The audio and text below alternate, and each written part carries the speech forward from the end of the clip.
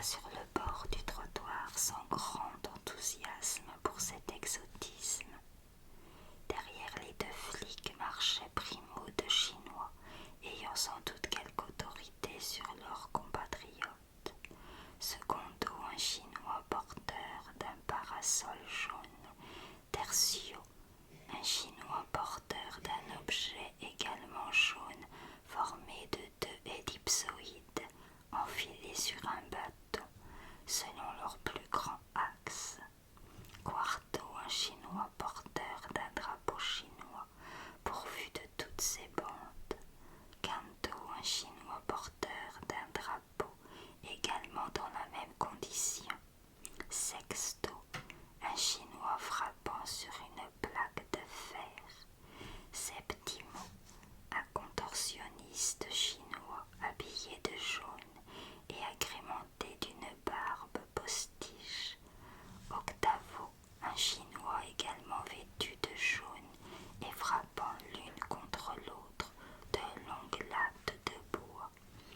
Nono, un Chinois porteur d'un objet qui pour la population européenne présente ne pouvait faire figure que de canne à pêche. Et décimo, une centaine de Chinois parmi lesquels se trouvaient des porteurs de petits drapeaux français. La population européenne présente, à cette heure composée pour la majeure partie d'autochtones et pour le reste de Belges, à quelques exceptions près, dont la plus remarquable, aux yeux de Bernard Le Hameau, tout au moins, était une jeune, grande et blonde, naturellement anglaise en uniforme, de WAAC. La population européenne présente, infirmières, femmes, permissionnaires, embusqués, réfugiés, vieillards, infirmes et enfants. La population européenne en son entier, à 3 ou 4 exceptions près, dont le Hameau et la WAC qu'il reconnut, car elle travaillait à la base britannique en qualité de dactylographe. La population européenne donc ne se donnait plus de joie de cette exhibition asiatique. Il y avait des rigolos sur la terre. Et pour aimer tellement que ça, le jaune fallait qu'ils soient tous un peu cocus. Ah, ces Chinois, plus marrants que les Kabyles, pas marrants à cause de leurs couteaux, plus marrants que les hindous, pas marrants puisque tous militaires, plus marrants même que les nègres, pourtant ils sont marrants les nègres. Arrivés sur la place tierce, les Chinois formèrent un cercle autour duquel s'agglutina la population européenne et à l'intérieur duquel se développèrent des pantomimes. Le Hameau élut sa voisine, trouvant sympathique la gravité de son visage. La foule riait des Chinois et de leur simplicité. C'est là, dit le Hameau, because they are stupid. La jeune fille, il la supposait-elle, sourit. Il ajouta, they laugh because they do not understand. Il dit encore, I like that you do not laugh. Les Chinois se mirent à chanter. On dirait des chats qui en tirent la queue, disaient les uns. On dirait l'air du roi de Siam, disaient les autres. Parce que lorsque le petit roi de Siam était venu en France, au concert, ce qu'il avait aimé le mieux, ça avait été quand les violons et les autres instruments s'accordent. Des barbares, tous ces gens-là. Puis les Chinois reformèrent leur cortège et s'en furent provoquer l'hilarité dans un autre quartier. It was very uninteresting, dit le Hameau. How do you do? Très bien, merci, dit la demoiselle militaire. Et vous? Tiens, vous parlez français? Oui, c'est même pour cela que l'on m'a choisi pour travailler en contact avec les autorités militaires françaises. Toutes mes félicitations. Vous parlez infiniment mieux français que je ne baragouine là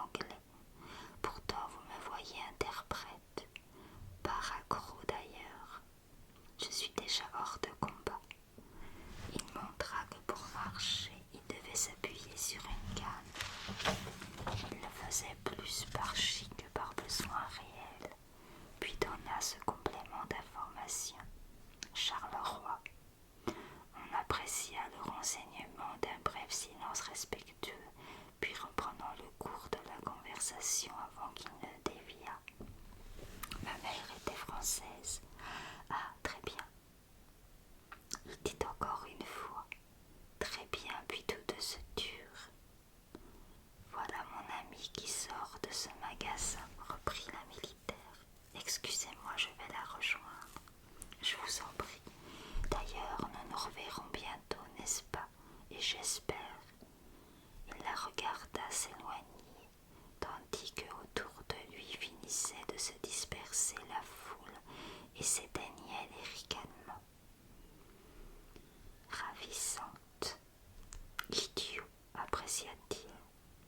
Ce n'était pas qu'il aimât les Chinois, ni même qu'il eût pour eux quelques indulgences, estimant fonder les vues de l'empereur d'Allemagne sur la menace qu'il représentait, mais allait donc parler de l'empereur d'Allemagne à des gens bornés. Il trouvait simplement dans cet incident un nouveau prétexte pour amplifier son mépris. Il reprit son chemin et soigneusement quant à la tête, d'un pas net quant aux pieds, il termina sans bavure son itinéraire. Des radis l'attendaient, et le chat qui miaula espérant des sardines, et Amélie qui craignait une combustion trop accentuée du fricot.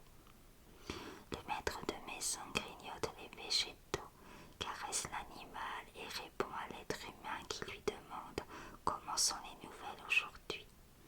Pas fameuses, il pense, détestable. Mais Amélie, une bonne, n'a pas besoin de connaître le fond de sa pensée, malgré ses 15 ans de service. Cependant, à l'arrivée du plat chaud, il ne put se retenir de pronostiquer la défaite des Romains. Ils ne sont pas de taille à résister aux Allemands.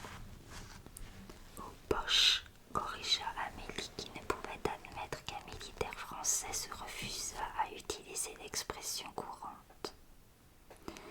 La prudence de Le Hameau n'était d'ailleurs pas extrême.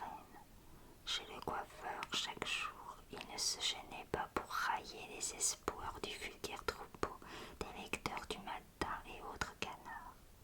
Il ironisait sur les Cosaques à 5 étapes de Berlin et restait sceptiquement insolent devant les histoires de pain caca, d'enfants aux mains coupées et de tartines de confiture suffisantes pour la capture d'un nombre pratiquement illimité de Boches. Bref, il se créait lentement et sûrement une sale réputation. Et de plus, il lisait les communiqués allemands dans le journal de Genève, auquel il était abonné, ce qui lui permettait de river leur clou à pas mal de naïfs bêlant l'inexacte prose de l'informateur français. Il savait de combien de 100 mètres les troupes françaises se repliaient lorsqu'elles reculaient et de combien de millions d'archines les troupes russes reculaient lorsqu'elles se mettaient en déroute. Tout de même, le vulgaire troupeau n'osait trop rien dire. Le Hameau était un personnage respectable, fonctionnaire assez gradé dans le civil et dans le militaire blessé de guerre, et peut-être même héros. C'était son tempérament à lui d'être pessimiste, se disait-on, voilà tout. Tout de même, on trouvait parfois qu'il allait un peu fort, quand il prétendait que ça pourrait bien encore durer dans les 6 mois cette guerre. Et encore, il était modeste en disant ça, car dans le privé, il déclarait qu'elle serait d'une durée illimitée, qu'on se tirerait des coups de canon jusqu'à plus soif, et qu'on parviendrait en fin de compte au massacre mutuel des populations occidentales, pour la plus grande joie des Sémites et des Jaunes. Et encore était-il modeste en disant ça, car en lui-même, il ne s'en tenait pas là. Après le café qu'il aimait fort et qu'il buvait tiède, Amélie le délogea sans respect pour desservir. Il sortit pour une balade hygiénique et solitaire, en attendant le bureau, les heures penchées sur les transports annoncés, les allées et venues de troupes britanniques, un travail sérieux et confidentiel. En général, il commençait par prendre le funiculaire et suivait un itinéraire assez fixe, point sclérosé pourtant.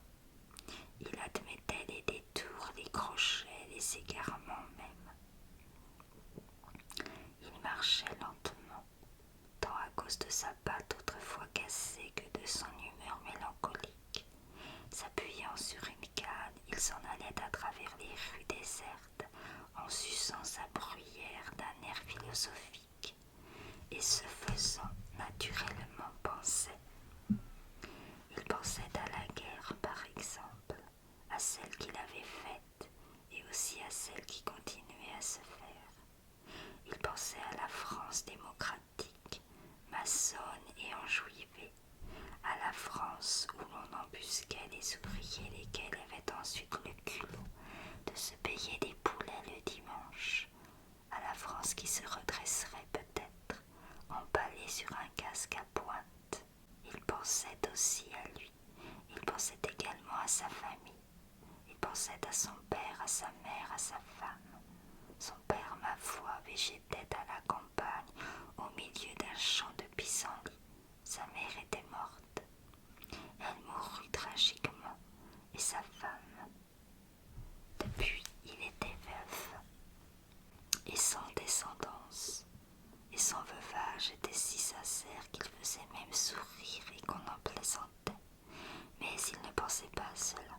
Il pensait à son amour, il pensait à ses amours et aussi à sa jeunesse, et quelquefois à son enfance.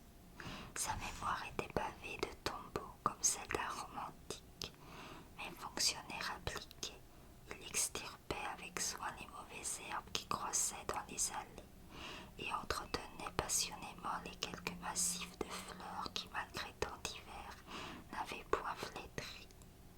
Ainsi songeait-il donc, rêvait-il donc, ruminait-il donc.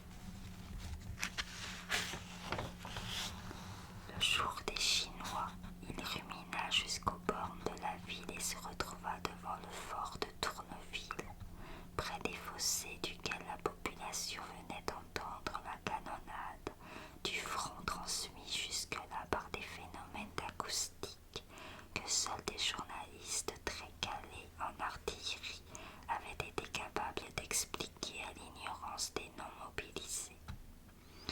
Il regarda l'heure et l'ayant vue, en conclut qu'il devait prendre un tram pour entrer en ville. Il attendit, seul sous le signal vert.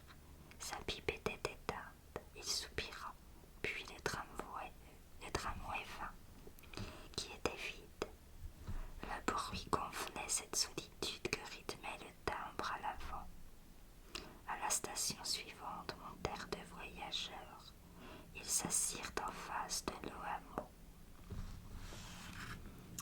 La petite fille devait avoir dans les 14 ans, un peu moins peut-être.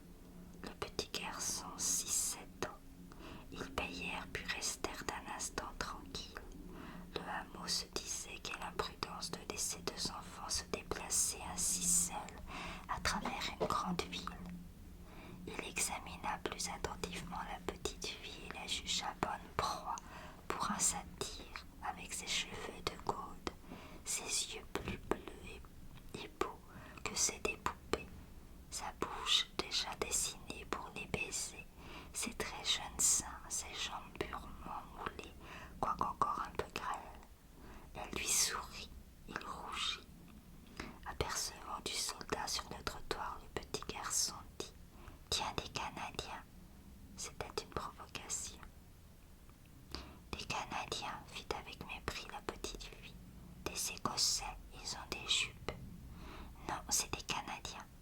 Tu es bête, tu vois bien que c'est des Écossais. C'est des Canadiens, je le sais. C'est des Canadiens qui portent des jupes comme des Écossais, mais c'est des Canadiens. Tu es bête. Si c'est des Écossais, c'est pas des Canadiens.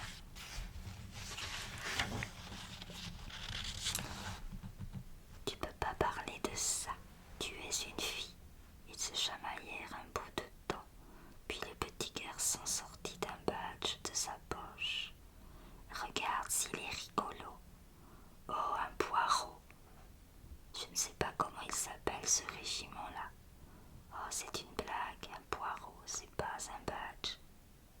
Puisque tu le vois, c'est une blague, un pas vrai. Ils recommencèrent à se chamailler. Le hameau intervint. C'est l'insigne des Welsh Guards, un régiment formé en 1915. Les petits enfants se turent et le toisèrent avec calme, sans paraître apprécier le renseignement. En descend au prochain arrêt, dit la petite fille. Ils se levèrent. Sur la plateforme, la petite fille se retourna et sourit. Ils descendirent. Le hameau les suivit des yeux. Le tramway repartit. Le hameau ferma les yeux pour regarder courageusement le grand vide tout noir qui s'était creusé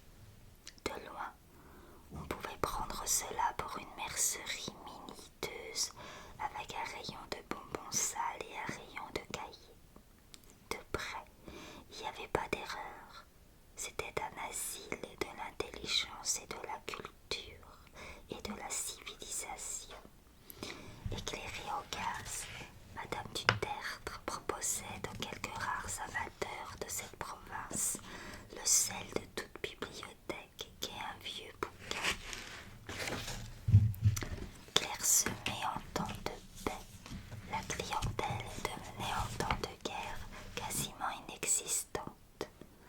Le goût du moisi n'a jamais beaucoup possédé le Havre. Les Richards de l'endroit se fournissaient chez Gonfreville, rue Bernardin de Saint-Pierre ou à la capitale. Les autres, ceux du commun, même avec un porte-monnaie se tenant debout, se satisfaisaient l'entendement avec les publications modernes ou même quotidiennes. Madame du Tertre n'acceptait pas philosophiquement la chose, elle s'en réjouissait. Arrivant d'Outre-Seine et d'Outrecaux, elle avait toujours pris le Havre pour une buse, un obtus, un grossier avec une compre noire d'une très faible ouverture de compas. Elle ne lui lâchait sa marchandise qu'avec répugnance, et lorsqu'elle encaissait quelques bâtards, elle se disait toujours autant de moins pour le bistrot du coin, car elle haïssait la mastrococratie. Elle vivait seule, madame veuve du Tertre, cousait, lavait, balayait, cuisinait. Et puis en lisant, elle attendait l'improbable venue d'un acheteur, argenté d'abord et surtout éclairé. Car les Havrais, Dieu, en qui elle ne croyait pas pour ce qui était de l'intelligence, à son idée à elle, il les avait bien mal servis. Elle ne regorgeait pas d'intellectuels la bonne ville Vroski, Franciscopolitaine, sa nom, et le feu de sa salamandre n'en avait pas fait éclore beaucoup. Cependant, quelques esprits distingués avaient accoutumé de venir voir Madame du Tertre d'une façon désintéressée d'ailleurs, et à la lueur du gaz, dans les chopes philosophico-politiques, on causait. Le hameau se dégage hors des ténèbres de la rue Casimir-Périer et se fixe dans d'hésitantes lumières. Aussitôt Madame du Tertre lui demande: « Monsieur le hameau, vous êtes allé au Gaumont cette semaine ?» C'était là un des nombreux points sur lesquels il n'était point d'accord. Le hameau fréquentait assidûment le Cursal et l'Omniapathé, mais il ne pouvait souffrir le Gaumont. Madame du Tertre savait qu'il allait répondre: « Ma foi, non. » Mais il fallait bien une petite préface à sa petite histoire. « Figurez-vous, continua-t-elle, que je faisais la queue pour prendre ma place. Et savez-vous à quoi s'amusait le jeune voyou qui se trouvait derrière moi? À griller ma fourrure avec sa cigarette, sa sèche, comme ils disent, sa roulée, sa cibiche. Ma pauvre fourrure qui ne vaut pas cher. Je n'ai pourtant pas l'air d'une duchesse sur le dos de laquelle on peut se venger de sa misère. » En ce moment, dit le hameau, on ne peut pas parler de la misère des ouvriers avec tout l'argent qu'ils gagnent. Moi, dit Madame du Tertre, si je dis du mal des ouvriers, c'est parce que je les aime. Vous avez bien tort, dit le hameau. Autrefois, continua Madame du Tertre, je me suis occupée des universités populaires et du mouvement féministe. J'ai collaboré à la Fronde. Elle le lui avait déjà dit 100 fois. Mais, continua Madame du Tertre, je me suis dégoûtée de tout cela. Les gens sont trop bêtes. Ça c'est bien vrai, dit le hameau. Et, continua Madame du Tertre, quand je dis les gens, j'entends aussi bien les bourgeois que les prolos. Sont-ils stupides et canailles ces bourgeois? Mon propriétaire, par exemple, qui laisse pleuvoir dans ma chambre sous prétexte que je ne paye pas mon loyer. Avec quoi voudrait-il que je le lui paye son loyer? Le hameau ne dit rien. Pour lui, le moratorium était une sanglante injustice, œuvre des francs-maçons.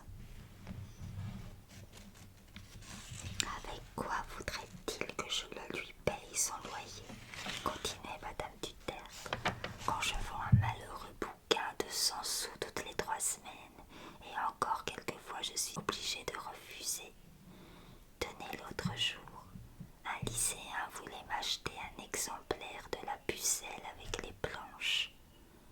Naturellement, je n'ai pas voulu. J'en aurais eu des histoires avec les parents s'il avait découvert le bouquin.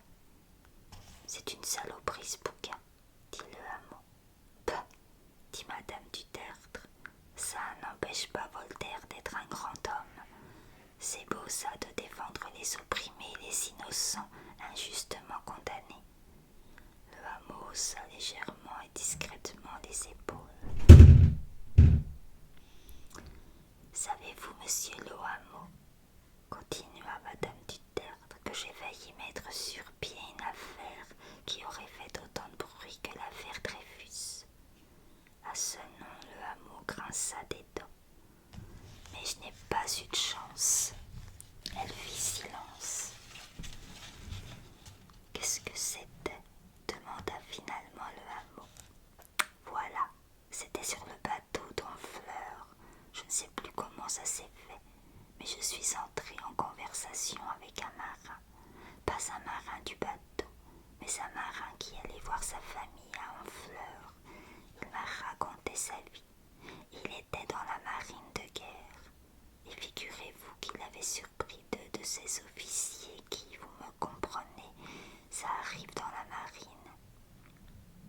Un des officiers lui dit: si tu parles, c'est Biribi.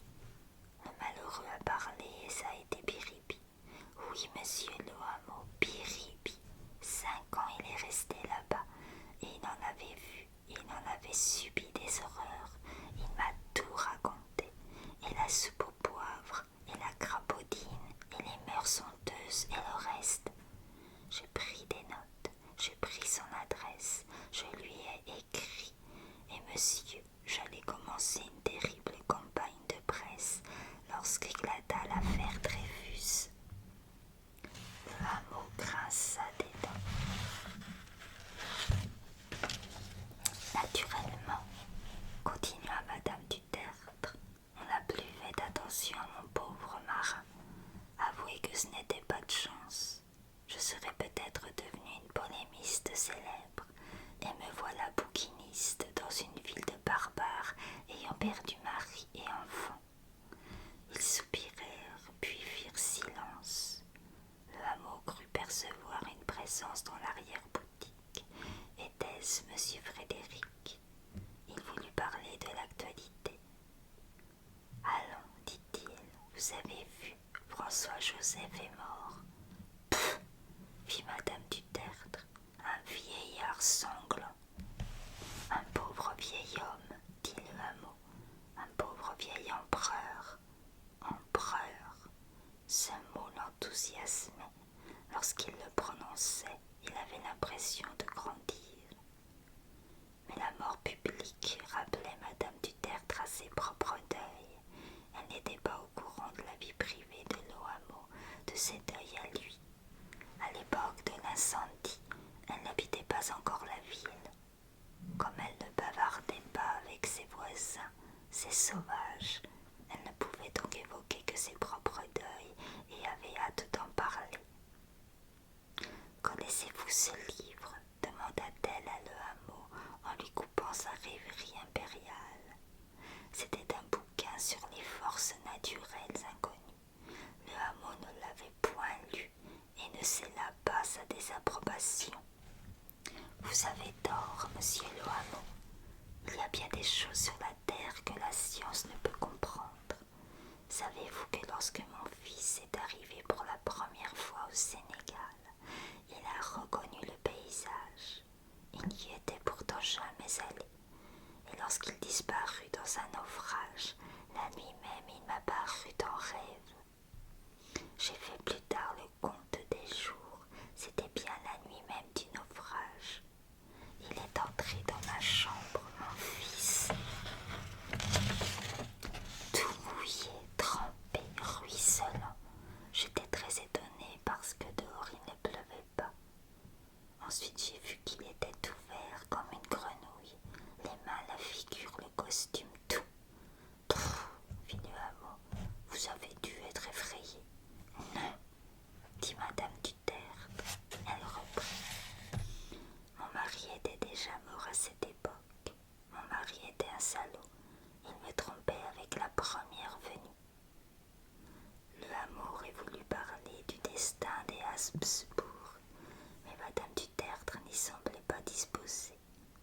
songe semblait la hanter.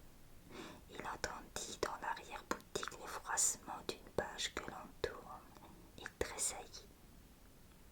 « C'est monsieur Frédéric, » murmura madame du Tertre. « Il lit une vieille édition de Luther. Elle est trop coûteuse pour qu'il puisse l'acheter. Alors il me paye 50 centimes par heure pour venir la lire chez moi. Monsieur Frédéric, c'est un Suisse. » « Un neutre, » ajouta-t-elle. « Il faut que je m'en aille, » murmura le hameau. Dehors il frissonna, peut-être à cause du froid, peut-être à cause de ce cadavre vert, peut-être à cause du liseur dans l'arrière-boutique. Il aurait voulu marcher vite, mais il ne le pouvait plus. Cependant, il ne renonça pas tout de suite à la nuit. Au lieu de remonter vers la rue Thiers et au-delà, vers sa maison à mi-côte, il descendit vers le boulevard de Strasbourg et de la Bourse, et au-delà vers le bassin du commerce. Les yachts blancs gagnardaient dans une eau lourde, à face d'huile. Quelques-uns, allemands et séquestrés, pourrissaient, abandonnés. Au bout du quai, Lamblarty, un trois-mâts norvégien, reposait près des bourgs qu'il avait débarqués.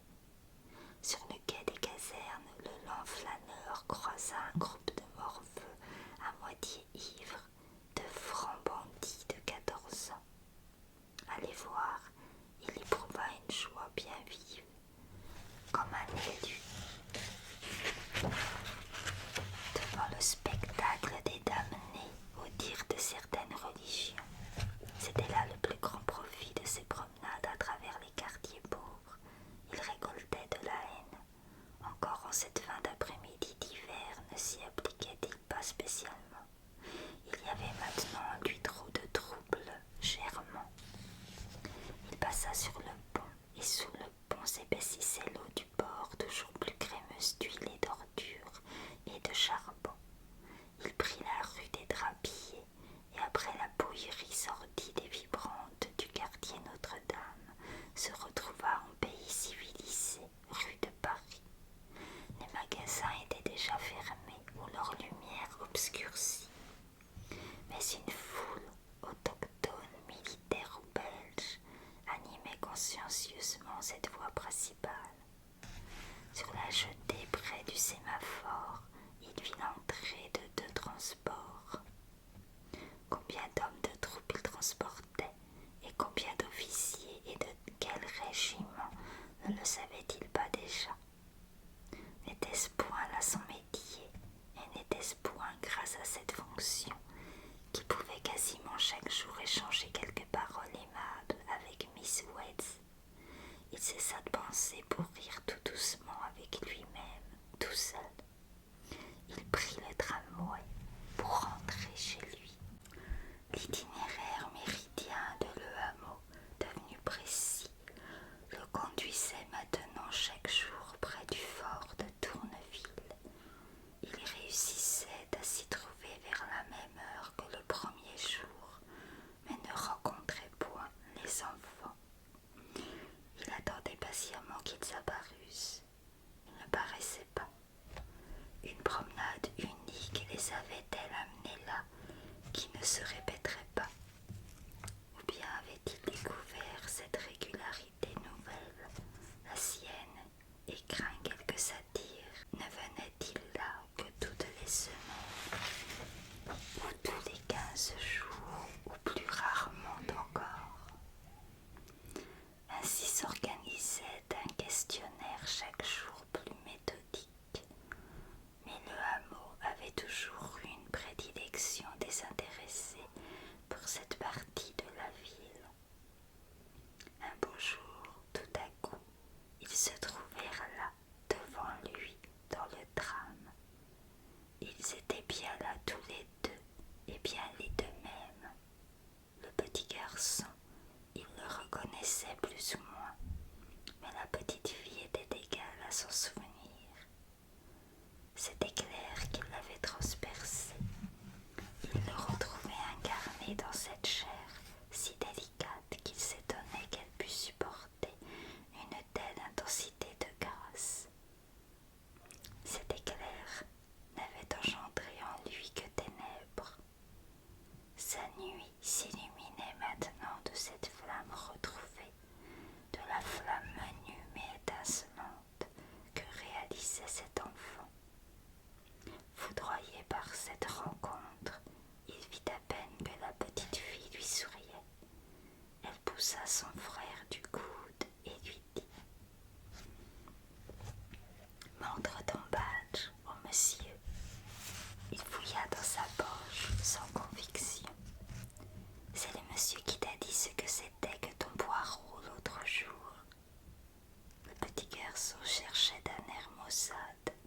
sans regarder le monsieur.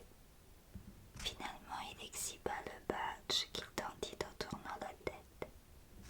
Et alors, mon petit, demanda le hameau d'un ton bonhomme, que veux-tu que j'en fasse? Il faudrait que vous lui disiez quel régiment c'est, dit la petite fille. Mais il n'ose pas. Pourtant il m'a dit l'autre jour, si qu'on voyait le monsieur de l'autre jour, il saurait me dire ce que c'est. Ah ah, fit-elle le hameau solennel et doctoral, un demi-nœud surmonté de la couronne royale. Voyons voir, c'est le Staffordshire Regiment, les beaux Litchfield. Comment que vous dites ça? Demanda le petit garçon. Je vais t'écrire ça sur un bout de papier. Tu pourras épater tes petits camarades. Il dessina soigneusement le nom au dos d'une enveloppe en grande capitale. Voilà. Merci, monsieur. La petite fille lut. South Staffordshire Regiment. Très bien, dit le hameau. South Staffordshire Regiment, dit à son tour le petit garçon. Parfait, dit le hameau, excellent accent. C'était un peu exagéré, mais il les trouvait si gentils, ces deux enfants. Chez nous, dit le petit garçon, on entend parler anglais toute la journée. C'est à cause de notre grande sœur, elle a beaucoup d'amis anglais.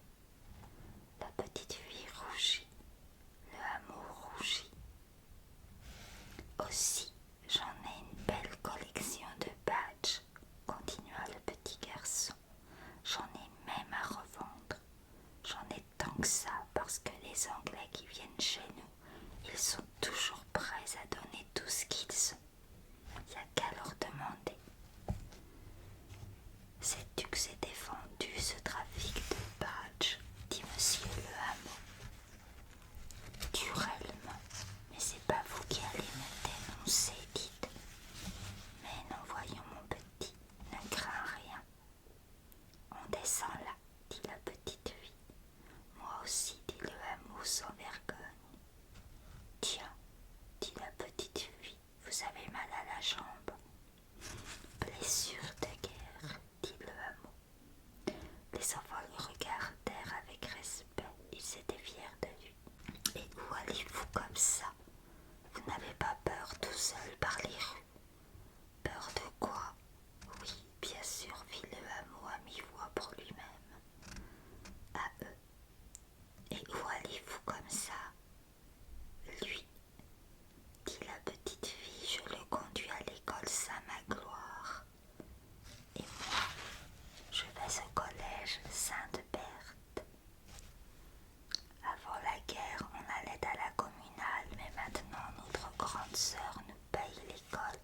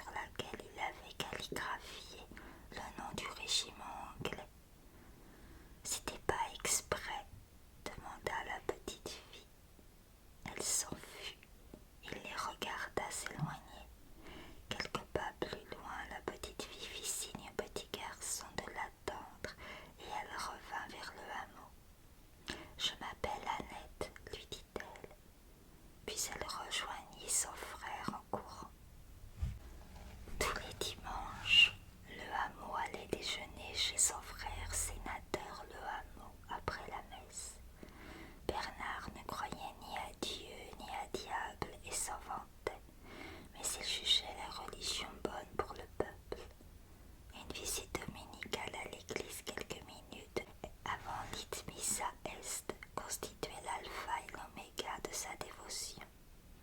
C'était une visite de politesse, mais son frère, on ne le voyait jamais se déranger pour ses momeries. Il pratiquait une laïcité militante et avait réussi à faire partager ses opinions radicales à sa jeune épouse Thérèse, dont la religiosité incertaine s'était évaporée sans résistance devant le combisme agissant de son vieux mari. Mais depuis le début de la guerre, elle était cependant autorisée à se livrer à certaines pratiques tolérées et même conseillées par le clergé catholique en vue de la protection de nos braves poilus là-bas sous les obus, et ceci tout spécialement à l'usage de son beau-fils. Sénateur n'accordait cette dispense qu'à titre exceptionnel en raison de l'union nationale et aussi parce que les curés étaient allés se battre comme les autres, et enfin parce que ça ne faisait pas de mal, même si ça ne faisait pas de bien. À l'église, Bernard se tenait debout près de la sortie.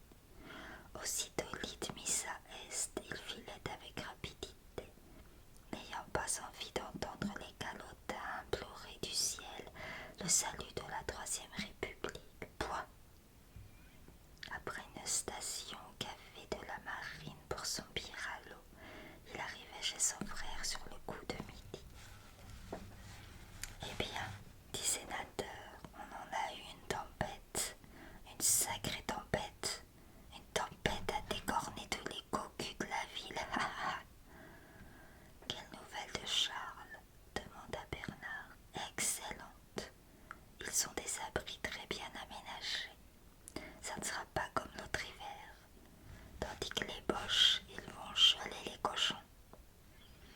Je ne vois pas pourquoi ils gèleraient plus que les nôtres, mais parce qu'ils n'ont plus de charbon. Alors tu t'imagines qu'il y a des chaufferettes dans les tranchées? Parfaitement, parfaitement. Pff, voilà que ça commence, dit Thérèse. Bernard, pourquoi êtes-vous donc si pessimiste? Je ne suis pas pessimiste, dit Bernard, je vois simplement la vérité. La vérité, dit Sénateur. La vérité pour toi, c'est quand c'est noir, quand c'est blanc, ça ne compte pas. Pas du tout. Par exemple, la vérité, c'est que Thérèse est très belle aujourd'hui. Dis donc, dit Sénateur, et les autres jours, tu ne la trouves pas belle, ta belle-sœur? Puisqu'elle est ta belle-sœur. Tiens, à table, je crève de faim. J'ai ouvert une boîte de sardines pour les hors-d'œuvre et voilà du beurre qui vient en droite ligne d'Isigny. C'est Chico qui me l'envoie. Il est bon, dit Bernard. À part ça, plus de gâteau à la crème, hein, et plus de viande le jeudi ni le vendredi. Et l'on se moque du pain, caca, mais ça va venir ici aussi. On verra bien quand ça viendra. Pour le moment, tu n'en manges pas encore du pain caca, non? Et puis la guerre tire à sa fin. J'ai entendu dire que l'on préparait une offensive pour la fin du mois. Les Boches sont à bout. La guerre pourrait être finie à la fin de l'année. Ah, si tu pouvais dire vrai, dit Thérèse. Cette offensive n'existe que dans ton imagination, dit Bernard à son frère. Il y en a encore pour des années. Oh,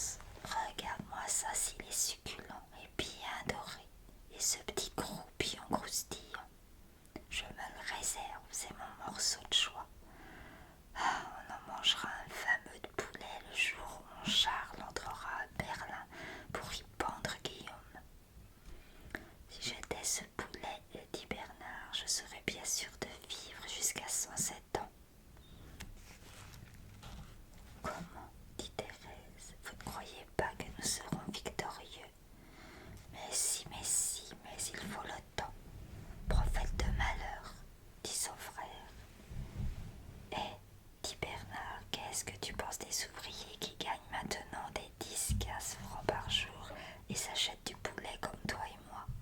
Tant mieux pour eux, dit Sénateur. Tu trouves ça juste qu'ils soient embusqués dans les usines tandis que les paysans et les bourgeois sont au front? Tu trouves ça juste, toi, qu'on paye des voyous pour tourner des obus et que ton fils se fasse gratuitement casser la figure dans les tranchées? Enfin, je veux dire qu'il risque de se la faire casser. Enfin, je souhaite naturellement que ça ne lui arrive pas. Je te remercie de tes bons sentiments, dit Sénateur. Tu veux de la salade? Enfin, quand les Hohenzollern et les Habsbourg seront pendus ou en prison, tous les peuples désarmeront. Plus d'armée, plus de guerre. Rêverie, dit Bernard. Qu'est-ce que tu en sais? Évidemment, il y aura un ennui. Plus d'uniforme, mais il n'y aura que les femmes pour leur regretter les coquines. Es-tu bête? Dit Thérèse. C'est comme ça, dit Sénateur. Parfaitement, parfaitement. La vertu d'une femme ne résiste pas à un uniforme. Tu avoues donc, dit Bernard, que les 9/10 des femmes se conduisent actuellement comme des putains. Oh, dit Thérèse. Je n'ai jamais dit ça, dit Sénateur. Je n'ai jamais dit ça. Il faut toujours que tu noircisses tout. Admettons. Mais pour revenir à ce que je disais tout à l'heure, qu'est-ce que tu paries que la guerre durera encore un an? Goûte-moi ce camembert, il est épatant. Non mais dis-moi donc, tu crois peut-être que parce que tu es pessimiste, tu possèdes la vérité présente et future? Erreur, frérot. Erreur, monsieur mon frère. Sais-tu comment je réfute tes propos défaitistes? En riant. En riant. Tu as raison, dit Thérèse. Si on vous écoutait, Bernard, on mourrait de neurasthénie. Moi, je n'en meurs pas, dit Bernard. Naturellement, tu en vis. Je vois clair. Allons, allons, tiens, tu vois ces oranges? Elles viennent d'Espagne en droite ligne. C'est le Suisse qui m'en a fait cadeau. Il m'en a envoyé aussi, dit Bernard. Si on allait les voir cet après-midi, proposa Thérèse. Pourquoi pas, dit Sénateur, ce n'est pas parce que Lali est devenue une Jeffère qu'elle a cessé cousine. Et l'on remerciera le Suisse pour ses oranges. On restera peut-être dîner chez eux. Il faut bien les voir de temps en temps. Le cousin Adolphe, moi ça me fait mal de penser qu'il y a maintenant dans la famille un monsieur qui s'appelle Adolphe avec un F, pas Adolphe PHE. Mais Lali est tout de même une brave fille. D'ailleurs, quand elle était jeune fille, tu ne t'es pas privée de l'applaudir. Comme si ces choses-là sont des choses à dire, dit Thérèse. Je regrette, dit Bernard, mais je suis pris cet après-midi. Eh bien, viens nous y rejoindre vers les 6-7 heures. Alors ils seront forcés de nous inviter à dîner et on y mange comme des cochons.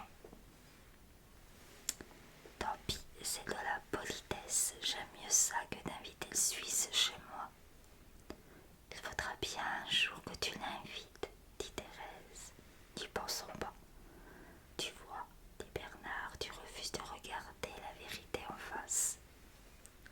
Après le café, il s'en fut prestement et sur la demie de 2 heures arriva devant une petite villa que gardait un chien de faïence.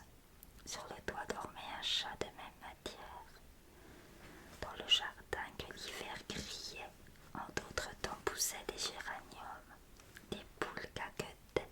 Bernard sonna, et ce fut Annette qui vint lui ouvrir, courant et criant.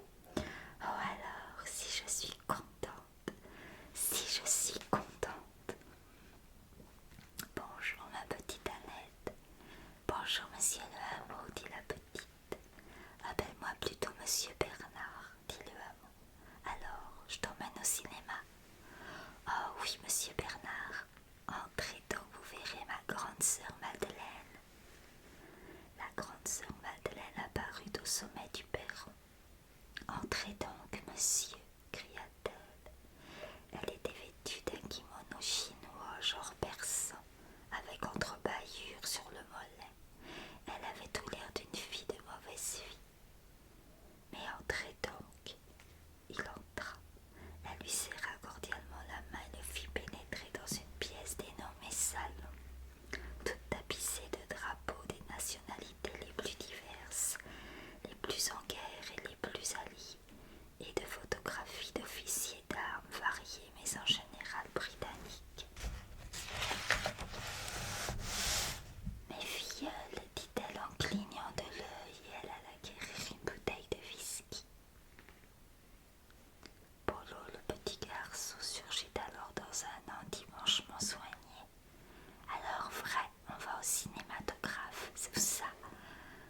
déjà été au Gaumont. On ira où monsieur Bernard nous conduira, dit Annette. J'ai pas envie de revoir deux fois le même programme, dit Polo. C'est gentil ça de les emmener au cinématographe, dit la grande sœur Madeleine, revenue avec la bouteille. Moi, j'ai si peu le temps de m'en occuper. Songez donc, monsieur, que depuis l'âge de 15 ans, c'est moi qui dois m'en occuper de ces gosses. Alors vous comprenez, c'est pas dans une usine que je trouverai le moyen de leur donner une bonne éducation. C'est pas ma faute si la société est faite comme ça. Ni de la mienne, entre-temps-là, le hameau qui goûtait peu les moindres soupçons de revendication sociale. D'ailleurs, je ne m'en plains pas, ajouta la grande sœur. C'est ce qu'elle a de mieux à faire, pensa Bernard en avalant son whisky. Alors, on aimait, demanda Polo. Comment? Ah oui, dit le hameau. Il est impatient, le petit, dit Annette. On va louper le commencement, dit Polo. Tu vas la boucler, dit Madeleine. Vous êtes interprète, je crois, monsieur, si j'en crois ce que m'ont raconté les enfants. Quelque chose comme ça, dit le hameau. Fameux whisky. Il ne coûte pas cher, dit Polo. Ben oui, un cadeau, dit Madeleine. Alors c'est demain qu'on y va au cinéma, dit Polo. Je les emmène, dit le hameau en se levant. Faites bien attention à eux, dit la grande sœur Madeleine. Ce que je crains le plus, c'est les mauvaises fréquentations. Je me méfie. Il y en a tellement à l'heure actuelle des voyous et des satires. Vous pouvez avoir confiance en moi, dit le hameau. Bien sûr, vous avez bien fait la guerre. Alors, sur ce, elle les expédia.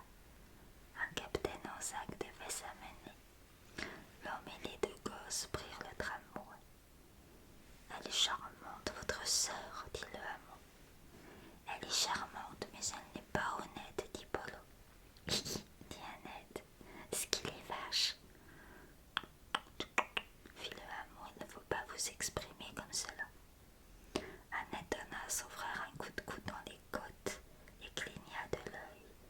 L'autre répondit par une grimace d'agrément. Véritablement, dit le hameau, je ne puis vous promener si vous vous exprimez ainsi. Ça va, dit Polo, on a compris, on n'est pas des oies. Hi, dit Annette.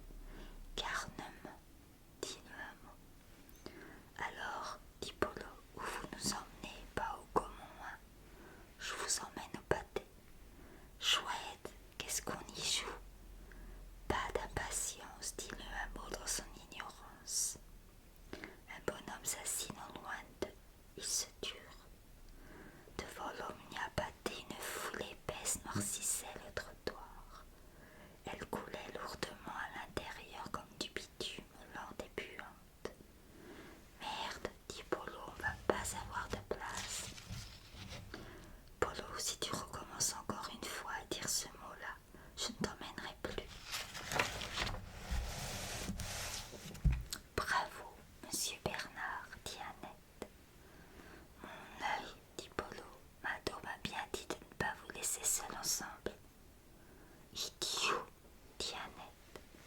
Allons, les enfants, taisez-vous. Je veux bien me taire, dit Polo, mais comment qu'on va entrer? Maintenant, il avait envie de pleurer devant tout ce monde. Voilà, j'ai loué des places. Mince alors, dit Polo, tu t'imagines des places louées et c'est des orchestres moindres. C'était un ouvreur, un avorton rouquin les conduisit à leur place. Ça alors, dit Polo, des orchestres, des fauteuils, du velours. Est-ce que vous êtes gentil, monsieur Bernard, dit Annette. Le hameau ému essuya discrètement une larme, puis conséquemment fit asseoir la petite fille à sa droite et le petit garçon à sa gauche. Derrière eux siégeaient deux rombières. Un peu plus loin, il y avait un réformé. De ci, de là, on pouvait repérer des familles avec ou sans leurs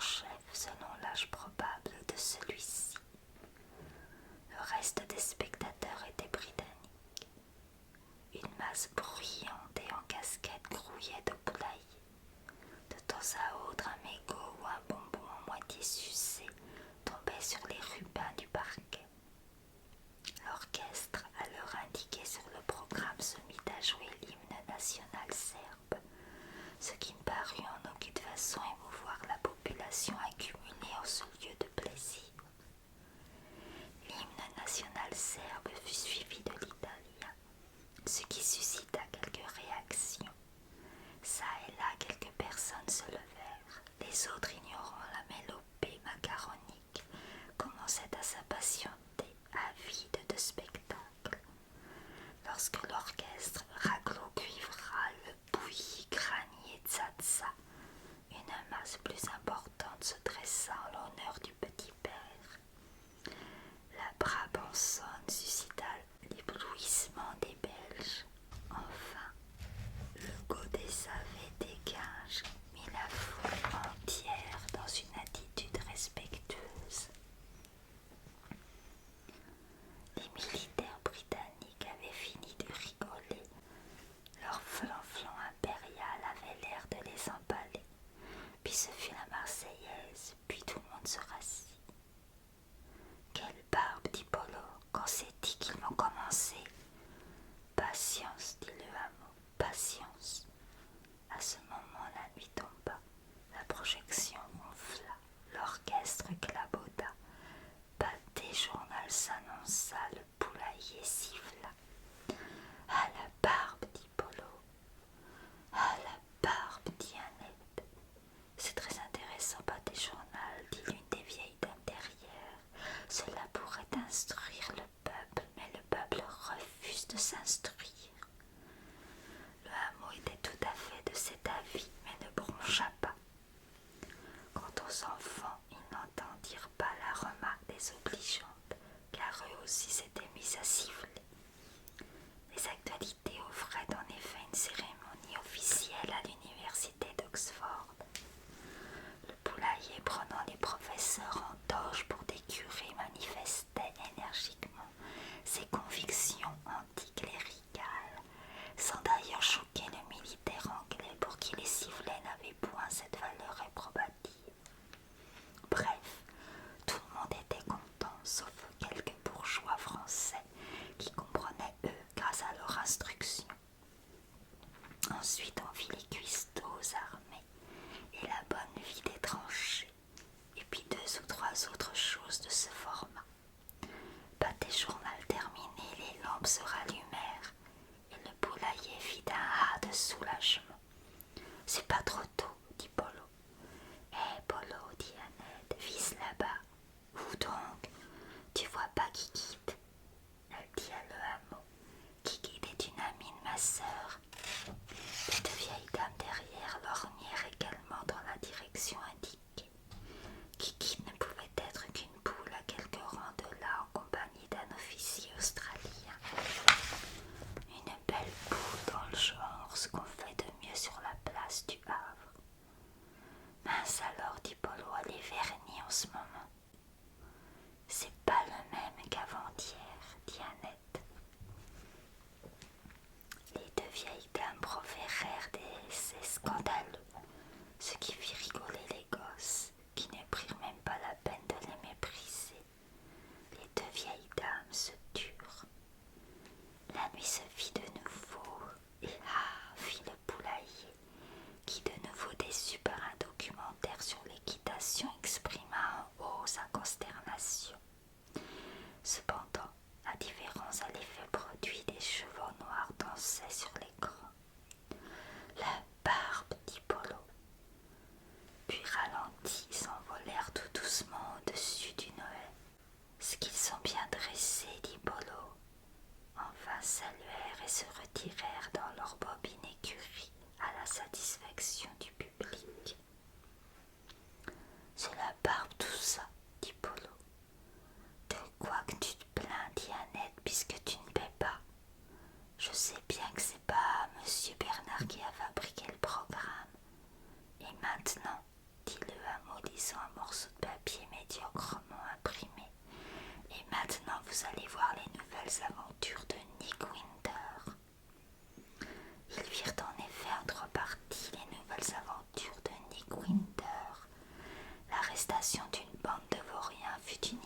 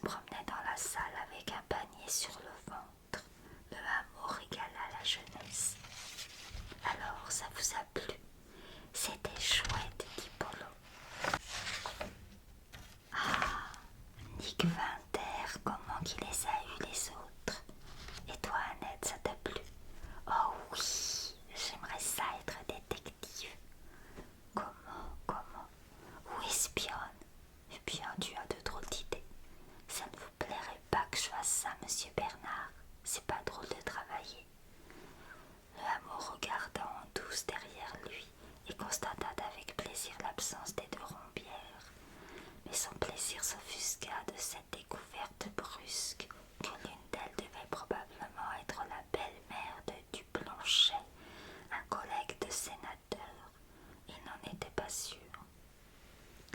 C'est pas drôle de travailler, disait Annette. Quand on est espionne, on boit du champagne et on tire des coups de revolver. C'est la vraie vie, ça.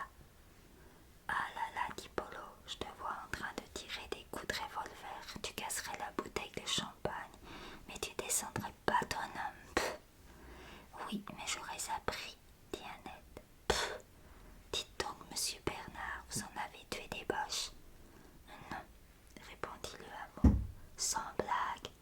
Qu'est-ce que vous avez fait alors? La guerre maintenant, ce n'est pas comme autrefois. Et le boche qui vous a cassé la jambe, vous lui avez rien fait.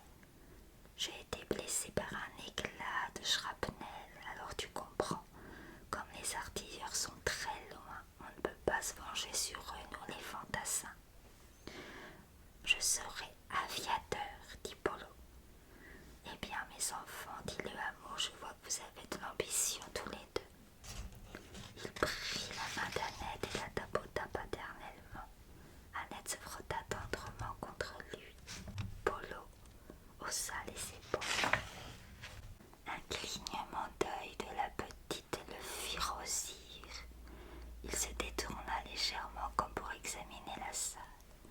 Il aperçut alors très distinctement et sans hésitation, près de la porte de sortie, Miss Witz. Il soupira. On est tout ici et je vais aller prendre un peu d'air dehors. Il ajouta, ne faites pas de bêtises pendant que je ne suis pas là. Il s'enfuit à travers les remous de la foule. Il avançait lentement, regardant de droite et de gauche, mine de rien. Et lorsqu'il attrapa le regard de l'Anglaise, sourit modestement, puis s'avançant vers elle, s'inclina. Elle n'était point seule, chaperonnée par une amie, accompagnée par un capitaine que le hameau avait d'ailleurs l'honneur de connaître. Ce furent les salutations d'usage, puis des paroles polies et des remarques sans conséquence. Miss Witz, observant finalement qu'on étouffait d'ici, manifesta le désir d'aller prendre l'air dehors. Tout le monde se leva, mais dans la cohue, le capitaine et la Wag se perdirent. Le hameau se retrouva seul avec la miss sur le boulevard de Strasbourg. Ils causèrent. Vous aimez le cinéma, vous y allez souvent. Ce film était idiot, que de monde. Ils causèrent.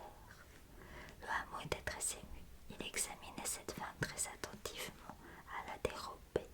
C'était une grande fille blonde avec des flancs de cavale et des dents pas très bien rangées. Il la trouvait rudement bien. La sonnette de l'entracte tinta. Le hameau, après s'être mouillé le balai, dit « Vous ne voudriez pas que nous allions un jour nous promener ensemble? Vous savez bien que c'est défendu. Avec moi, ce n'est pas tout à fait la même chose. Vous auriez, nous aurions des excuses. Vous croyez? D'ailleurs, il n'y a aucun mal à ce que nous nous promenions ensemble, n'est-ce pas, mon lieutenant? Naturellement. Alors voulez-vous demain? Demain, à 4 heures au bout du boulevard de Strasbourg, près de la digue. Je vois, oui. Il la reconduisit à sa place et salua l'autre voix qu'est le capitaine, puis rejoignit son fauteuil. Annette et Polo l'attendaient bien sages. « Qu'est-ce que c'est que ces poules ?» demanda Annette. Il se retourna légèrement. Les deux rombières avaient décompé pour deux mots. Il se demanda s'il n'existait pas quelque chose qui ressemblait à la chance. Mais Annette redemanda. « Qu'est-ce que c'est que cette poule ?» « Ce sont des employés de la base anglaise, répondit-il